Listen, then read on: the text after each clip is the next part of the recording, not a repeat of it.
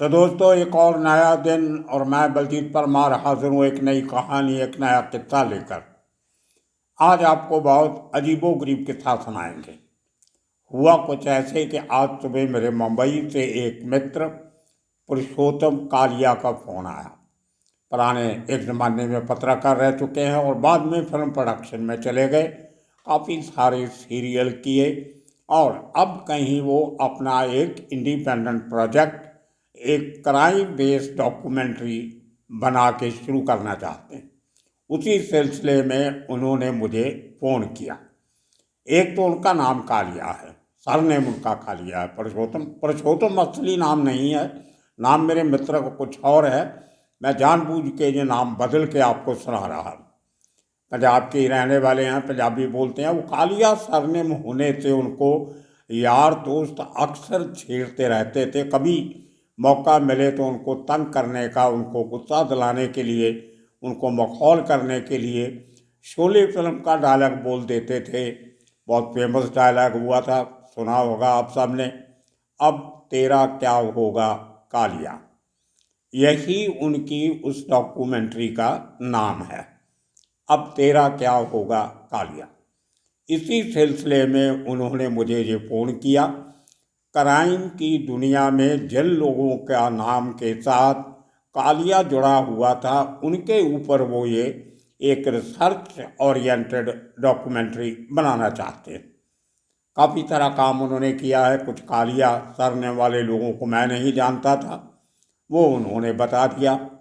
और काफ़ी सारे लोग जो मैं जानता था वो शायद उनको पता नहीं थे। इसलिए हमारी दोनों की बातचीत में जो एक कहानी निकल के सामने आई, जो बहुत जल्दी एक डॉक्यूमेंट्री के रूप में किसी ना किसी चैनल पे, जहाँ जो फिल्म कंपनीज हैं, टीवी कंपनीज, उनके ऊपर दिखाई जाएगी बहुत जल्दी।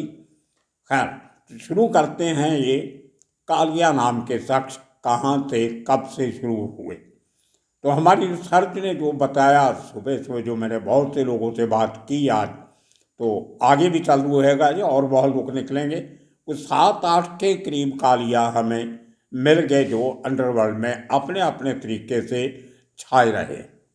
सबसे पुराना नाम जो मुझे मालूम नहीं था, आज ही पता चला, वो था अबू कालिया।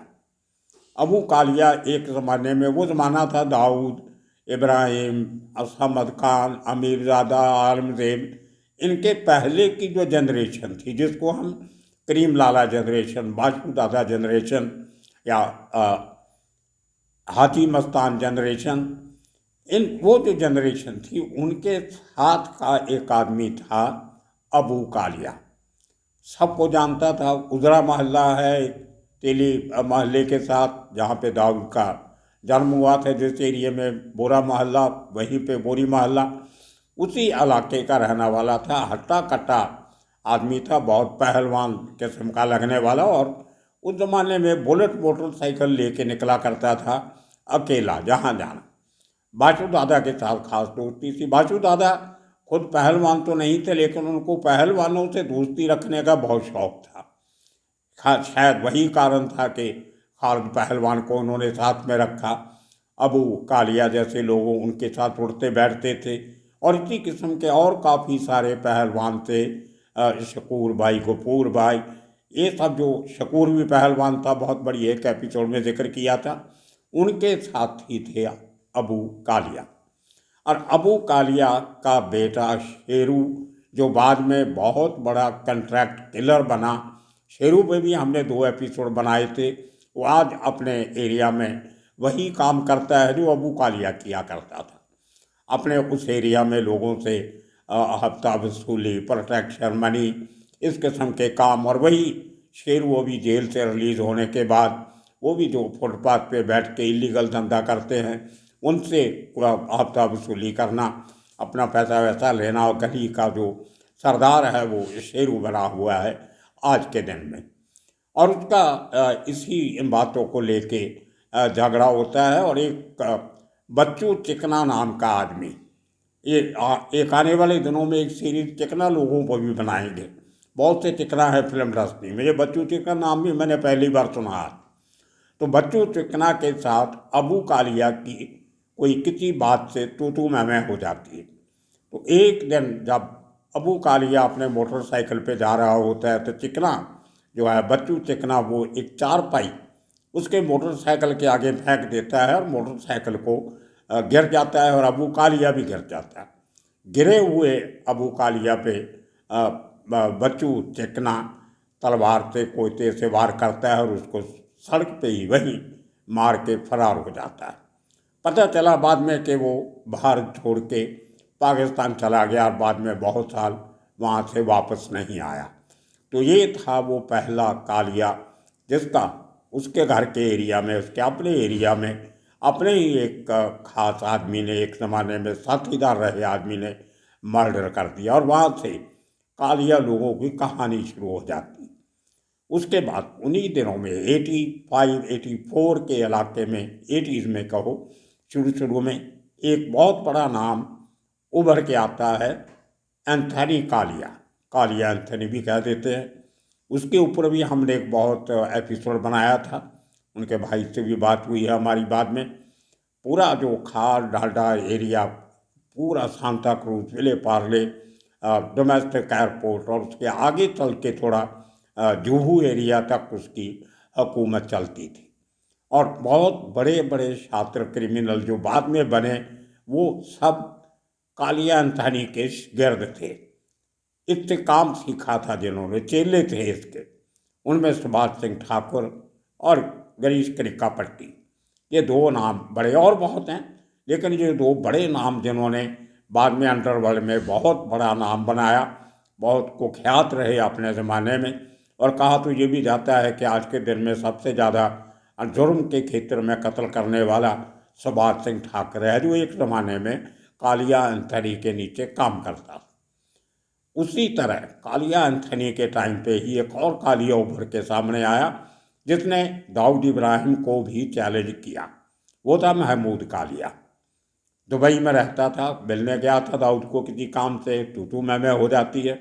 वहाँ गुस्से से नाराज़ होकर फ्लाइट पकड़ के वापस बॉम्बे एयरपोर्ट पे आता है, तो मैं जो इंटरनेशनल एयरपोर्ट है, सहारा एयरपोर्ट। और जैसे ही एयरपोर्ट से बाहर निकलता है, मुंबई पुलिस का एक सब इंस्पेक्टर जो एनकाउंटर स्पेशलिस्ट भी था उस ज़माने में, अमोलिक, वो उसको एयरपोर्ट के बाहर ही, गेट के बाहर ही गोलियां मार देता है। और एक दिखाया जाता है कि एक रिवाल्वर उसके पास था जो वो अमोलिक, इमैनुअल अमोलिक उसका पूरा नाम था, उसके ऊपर चलाना चाहता था, लेकिन वो पता चला कि फेक एनकाउंटर था। बहुत हुआ हल्ला हुआ, ह्यूमन राइट्स कमीशन तक बात गई और अल्टीमेटली महमूद कालिया की पत्नी सपना दीदी, ये नाम तो बहुत सुना है आपने, सपना दीदी ने अपने हस्बैंड का बदला लेने के लिए क्या क्या नहीं किया, वो किससे हमने 2-3 एपिसोड सपना दीदी पे भी बनाए हुए। वो बदला तो नहीं ले सकी, लेकिन नुकसान बहुत किया उसने। और एक बार तो वो शारजा तक पहुंच गई थी दाऊद को मारने के लिए, जहां उस समय में क्रिकेट के पाकिस्तान के साथ इंडिया पाकिस्तान की सीरीज चला करती थी। मुख्तार जो वहाँ के लिए एक बहुत अमीर आदमी थे शारजा के, उन्होंने वो ख़ास तौर पे स्टेडियम बनवाया था और पूरे टूर्नामेंट को चलाते थे। तो सपना दीदी का पति महमूद कालिया, जिसका बाप air condition market, AC market में बिलबोर्ड बनाने की दुकान चलाता था, वही एसी मार्केट जहाँ पे एक बार अमर नायक के ऊपर फायरिंग हुई थी और राकेश जो और फिल्म इंडस्ट्री के लोगों के ऊपर फायरिंग वहाँ पे हुई। और उसी के सामने अबू जाठार को भी मारा गया एसी मार्केट के पास। तो बहुत सारे किस्से हुए हैं वहाँ पे। उस फायरिंग में काफ़ी लोग इंजर्ड भी हुए। एक उस इंजर्ड आदमी की कहानी भी आपको हमने सुनाई थी। तो महमूद कालिया का बाप उसी एसी मार्केट में दुकान चलाता था और एक बार उसका एक अमर नायक के आदमी के साथ झगड़ा हो जाता है और उसने कोई गाली वाली दे दिया महमूद कालिया के बाप को। तो उसके बाप ने कोई जवाब नहीं दिया, सिर्फ एक लाइन बोला था कि बेटा मुझे तो तुमने गाली दे दी, लेकिन तुम्हारी खुशकिस्मती है कि वो गाली मेरे बेटे ने नहीं सुनी।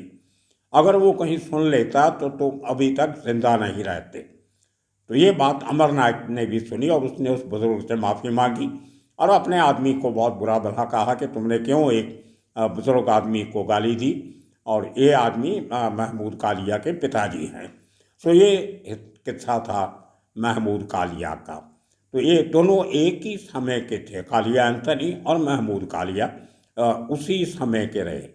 थोड़ा सा आगे चलते हैं तो 98 में एक और कालिया नाम का आदमी उत्तर प्रदेश में कुख्यात अपराधी बनने की तैयारी में था। उसका नाम था रमेश कालिया। 98 में श्री प्रकाश शुक्ला का एनकाउंटर होता है एसटीएफ की तरफ के, और पूरी तरह से यूपी का मैदान जिसको कहते हैं खाली था। वो खाली जगह भरने के लिए रमेश कालिया उभर के आता है और पहली बड़ी वारदात उसने की 2002 में, जब समाजवादी पार्टी के एक बड़े नेता रघुनाथ सिंह को उसने बीच मैदान बाराबंकी इलाके में उसकी गाड़ी रोक के, वस्त्र गाड़ी रोक के उसको गोलियों से मार दिया। साथ में उसका एक साथी भी मारा गया। और उसके बाद उसका जो तहलका मचा उत्तर प्रदेश में, हर तरफ कालिया कालिया हो रही थी, वो रमेश कालिया उत्तर प्रदेश का एक कुख्यात बदमाश बन के उभरा।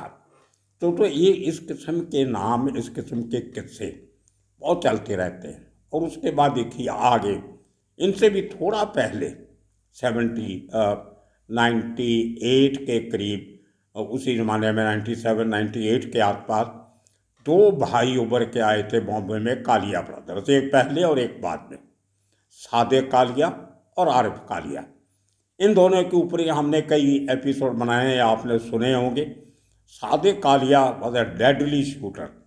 वो शायद अंडरवर्ल्ड का पहला ऐसा शूटर था उस ज़माने में जिसने जो दोनों हाथों से फायरिंग करता था, और निशाना इतना सटीक था कि अगर दो आदमी आगे पीछे खड़े हैं तो दोनों के सर पे गोली मारता था। एक ही गोली एक से निकल के दूसरे को लगती थी। बहुत पावरफुल वेपन था उसके पास, जो पिस्टल रखी थी इम्पोर्टेड। और उसका छोटा भाई आरिफ उन दिनों में सऊदी अरेबिया में, जब बाहर कहीं गल्फ में नौकरी करता था, उसका कोई क्राइम से लेना देना नहीं था। सादिक कालिया पहले अरुण गवली के साथ थोड़ा काम किया, लेकिन जब एक केस में जेल जाना पड़ा तो अरुण गवली ने उसकी कोई मदद नहीं की। बाहर निकल के उसने इंडिपेंडेंट अपने दोस्तों के साथ मिल के एक अपना गैंग बनाया कंट्रैक्ट किलिंग का, बहुत बड़े बड़े केसेस में इन्वॉल्व। उसके बाद छोटा शकील का गैंग ज्वाइन किया, उसके लिए काम किया। और जो पहला एनकाउंटर दया नायक का हुआ था, जिसमें एनकाउंटर स्पेशलिस्ट दया नायक के पाँव में गोलियां लगी थी, वो एनकाउंटर सादिक कालिया के साथ ही हुआ था। दादर की फूल बाज़ार जो है, फ्लावर मार्केट ब्रिज के नीचे, वहाँ पे जो एनकाउंटर फेमस, जिसमें प्रदीप शर्मा भी हाजिर था, उस एनकाउंटर में सादिक कालिया को मारा गया। और जब भाई का इस तरीके से एनकाउंटर होता है तो उसका बदला लेने के लिए या उसकी लेगेसी को आगे बढ़ाने के लिए उसका छोटा भाई आरिफ कालिया बाहर से देश वापस परतता है, और देखते देखते वो सादिक से भी खतरनाक शूटर बन के उतरता। अगरीपाड़ा के रहने वाले थे दोनों भाई। वो मैंने घर भी देखा हुआ जहाँ पे रहते थे, अगरीपाड़ा पुलिस स्टेशन के बैक साइड पे पुरानी चौल है, काफ़ी बरसों से, अभी तक रीडेवलपमेंट उसका नहीं हुआ है। बाकी बहुत सारी चालें गिरा के नई इमारतें बन गई। तो आरिफ कालिया भी देखते देखते बहुत बड़ा एक कंट्रैक्ट किलर और शार्प शूटर बन गया। उसको उत्तर प्रदेश से पकड़ के एक बार लाया गया, जहाँ वो छोड़ छड़ा के चला गया था। एक रिलीजियस जथेबंदी के साथ मिलके छोड़ के शांति की ज़िंदगी बिताना चाहता था, लेकिन मुंबई पुलिस उसको पकड़ के ले आई। और मुंबई में रहते ही उसने जितने कांड किए वो किस्सा हम आपको बहुत बार सुना चुके हैं। और पकड़ा उस दिन गया, एनकाउंटर किया गया उसका उस दिन, जब वो एक पत्रकार को मारने के लिए उसके घर जा रहा था। लेकिन पुलिस के पास इंफॉर्मेशन थी, उसको पकड़ा तो कहते हैं कोई और से था, लेकिन लाया गया उसको घाटकोपर के राजाबड़ी हॉस्पिटल के पास, और वहीं पे उसका एनकाउंटर दिखाया गया। तो इस तरह दोनों भाई सादिक और आरिफ इस किस्म के पुलिस एनकाउंटर में मारे गए। अभी लेटेस्ट एक उसके बाद 2011 के करीब 10-11 के करीब एक और बड़ा केस होता है जिसमें एक और पत्रकार को मार दिया जाता है, जे.डे. मर्डर केस, जिसमें छोटा राजन को उम्र कैद की सज़ा हुई है। तो एक छोटा राजन का शार्प शूटर था सतीश कालिया, जो आज भी जेल में है। तो सतीश कालिया छोड़ चढ़ा के चल ही बैठा था, लेकिन जब छोटा राजन को ज़रूरत पड़ी उसने उसको बुलाया, उसको आदमी दिए, हथियार दिया, गाड़ियाँ वाड़ियाँ दिए और जे.डे. के पीछे लगा दिया। और मुंबई का जो पॉश इलाका है पवई, हीरानंदानी गार्डन, वहाँ पे एक चौराहे के पास जे.डे. का मोटरसाइकिल रोक के उसको गोलियां मार दी गई। तो ये देखो, कालिया इतने हो गए। और अभी थोड़े दिन पहले एक परवेज़ कालिया का नाम सामने आया। परवेज़ कालिया, अब जब NIA की रेड्स और ED की रेड्स दाऊद के सहयोगियों पे बड़े लेवल पे हुई, पिछले 6 महीने से चल रही हैं, उनमें से एक पकड़ा गया आरोपी परवेज़ कालिया भी है। इसके ऊपर इल्ज़ाम है कि वो दाऊद के लिए टेरर फंडिंग करता है, उसके पैसे का ख्याल रखता है और बेनामी प्रॉपर्टीज़ में उसकी डीलिंग्स हैं। बहुत सारे इल्ज़ाम NIA ने, मुंबई पुलिस ने और ED ने इस परवेज़ कालिया के ऊपर लगाए हुए हैं। तो दोस्तों, ये थी कहानी मुंबई के अंडरवर्ल्ड और UP के अंडरवर्ल्ड से जुड़े हुए उन लोगों की जिनके साथ कालिया जुड़ा हुआ था। ये ज़रूरी नहीं है कि जितने लोगों का नाम कालिया पड़ा वो रंग के काले थे, उनमें से कुछ फेर भी थे, लेकिन एक नाम पक जाता है बचपन से किसी ना किसी कारण। एक और भी था, उसका नाम था गोरा कालिया। वो इतना गोरा था कि उसके घर वालों ने उसका नाम काला रख दिया था कि उसको नज़र नहीं लगे। बचपन से उसको काला कहते थे, कालिया कहते थे, लेकिन बाद में गोरा काला कहना शुरू कर दिया। आदमी एक ही था। तो बड़े अजीब नाम हैं अंडरवर्ल्ड में, सरनेम जो पक जाते हैं। उनमें टोपी बहुत मशहूर है, कई टोपी नाम के आदमी हैं। जब एक नाम से ज़्यादा किस्म के लोग होते हैं तो उनके साथ उनका जो सरनेम है कोई ना कोई लगा दिया जाता है उनको पहचानने के लिए। इसी तरह चिकना बहुत मशहूर रहा है। आने वाले दिनों में देखेंगे, जब मौका मिला थोड़ी रिसर्च करके, जितने चिकना लोग अंडरवर्ल्ड में हुए हैं उनके ऊपर एक एपिसोड भी बनाएंगे। तो आज के दिन इतना काफ़ी। आने वाले दिनों में इसी किस्म के और कितने कहानियाँ लेके फिर हाजिर होंगे। तब तक के लिए आप सबका शुक्रिया, धन्यवाद।